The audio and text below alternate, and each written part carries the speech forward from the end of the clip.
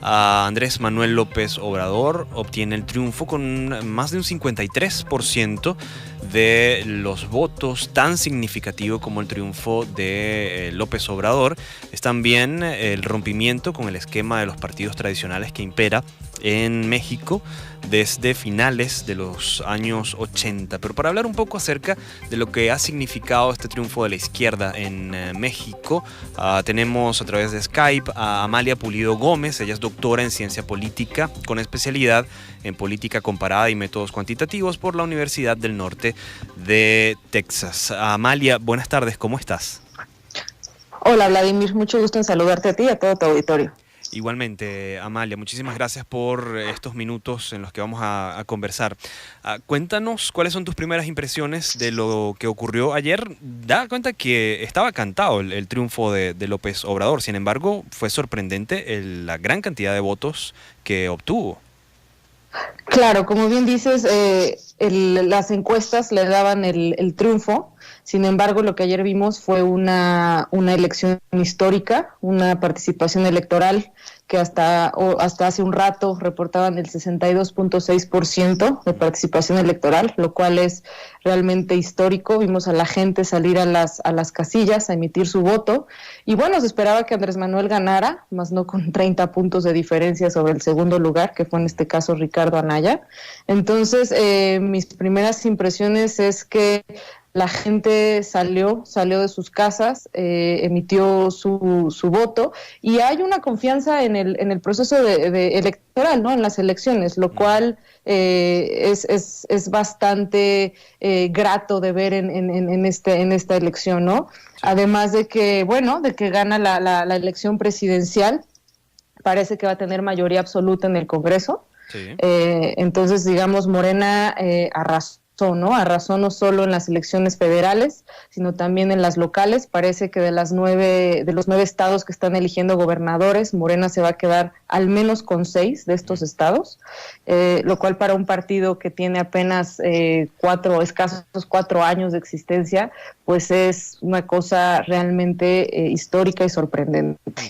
Amalia, ¿qué tan importante es el tema de la participación en estas elecciones? Las elecciones en México eran generalmente, digamos, de alguna forma, pues muy contrariadas por el tema de la abstención. En este caso, la gente decidió irse a votar. Claro, es un evento sorprendente, ¿no? Como bien dices, nunca habíamos alcanzado estos niveles de participación. Había casos en donde estaba por abajo de los, no sé, entre 40 y 43 puntos. Hoy estamos viendo casi 63, y no es que más. Y bueno, esto también nos da un poco de señal de la cultura política de los mexicanos, ¿no? Estamos realmente a lo mejor cansados del régimen, queremos un cambio. Y la gente eso es lo que expresó en las casillas. A mí ayer me tocó salir a observar y bueno, veías familias enteras votando, esperando por hora y media su turno, muchos jóvenes en las casillas. Entonces esto en términos de democracia y de participación, pues es muy buena señal para México, ¿no? Esperemos también que en las próximas elecciones tengamos los mismos niveles de participación, y también que los ciudadanos recuerden que la democracia no termina en las urnas, ¿no? Sí. Esto apenas va empezando.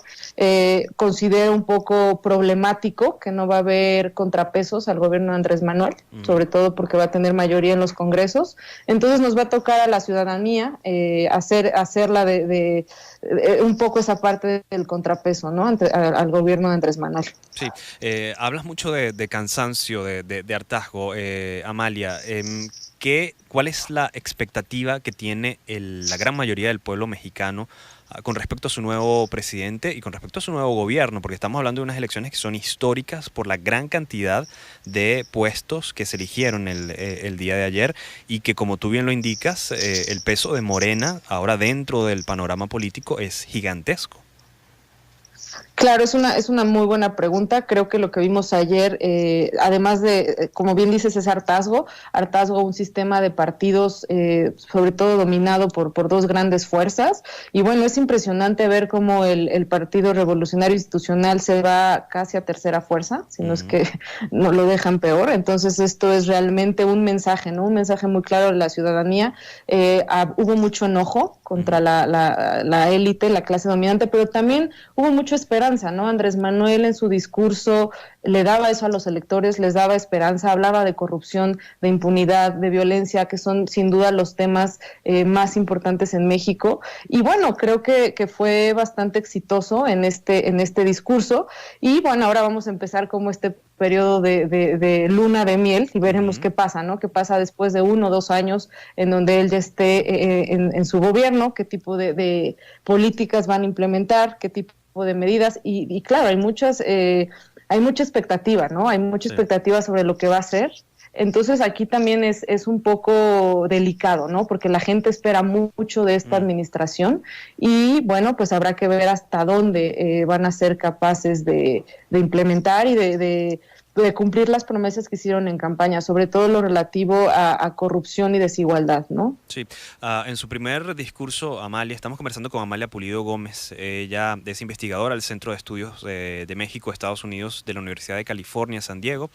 En su primer discurso hay frases que han sido pues resaltables, ¿no? La primera de ellas, el hecho de decir por el bien de todos, primero los pobres. Primero los Y pobres. luego de esto ha hablado acerca de hacer un gobierno de unidad, de reconciliación. Habló de ricos, habló de pobres, habló de que no iba a ser ningún tipo de expropiaciones.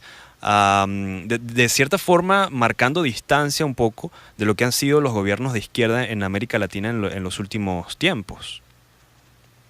Claro, sobre todo creo que es su primer discurso en el que da en el hotel, da mucha certidumbre, ¿no? Trata de dar un mensaje que genere certidumbre no solo en la ciudadanía y en aquellas personas que no votaron por él, sino también para los mercados, para el tema de las relaciones internacionales. Creo que en ese discurso da esa certidumbre, ¿no? Como bien mencionas, habla de unidad, llama a la unidad del país, lo cual siempre es bueno, aunque llega con 53 o más de 53% de la votación, lo cual quiere decir que va a ser un presidente con altos grados de legitimidad.